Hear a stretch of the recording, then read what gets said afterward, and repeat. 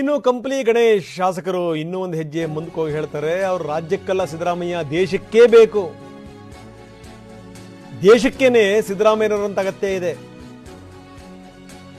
ದೇಶಕ್ಕೆ ಸಿದ್ದರಾಮಯ್ಯನವರಂತ ನಾಯಕತ್ವದ ಅಗತ್ಯ ಇದೆ, ಅದು ಅನಿವಾರ್ಯ. 138 ಜನ ಶಾಸಕರು ಸಿದ್ದರಾಮಯ್ಯನವರು ಬೆಂಬಲಕ್ಕಿದ್ದೀವಿ, 5 ವರ್ಷ ಅವರು ಮುಂದುವರೆದ್ರೆ ಒಳ್ಳೇದಲ್ವಾ? ಇದು ಗಣೇಶ್ ಅವರ ಹೇಳಿಕೆ. ಸಿದ್ದರಾಮಯ್ಯ ಸರ್ ಎಲ್ಲ ಇಡೀ ರಾಜ್ಯಕ್ಕಲ್ಲ ದೇಶಕ್ಕೆ ಅನಿವಾರ್ಯತೆ ಅವ್ರು ಇರೋದ್ರಿಂದ ಬಹಳಷ್ಟು ಪಾರ್ಟಿ ಕೂಡ ಬಹಳ ಒಳ್ಳೆಯದು. ಮುಂದೆ ಬರೋಂಥ ದಿನಗಳಲ್ಲಿ ಈ ಸತ್ಯ ನೋಡಿರಲ್ಲ, ಈ ಚುನಾವಣೆ ತಾವೆಲ್ಲ ನೋಡಿರಿ.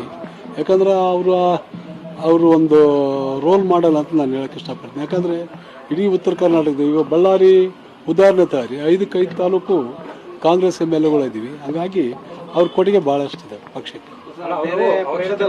ಹೊಸ ನಾಯಕತ್ವ ಇರೋ ಸೃಷ್ಟಿ ಆಗೋವರೆಗೂ ಸಿದ್ದರಾಮಯ್ಯ ಇರ್ಲೇಬೇಕಿಲ್ಲಿ ಅಂತ ಹೇಳ್ತಿದ್ದಾರೆ.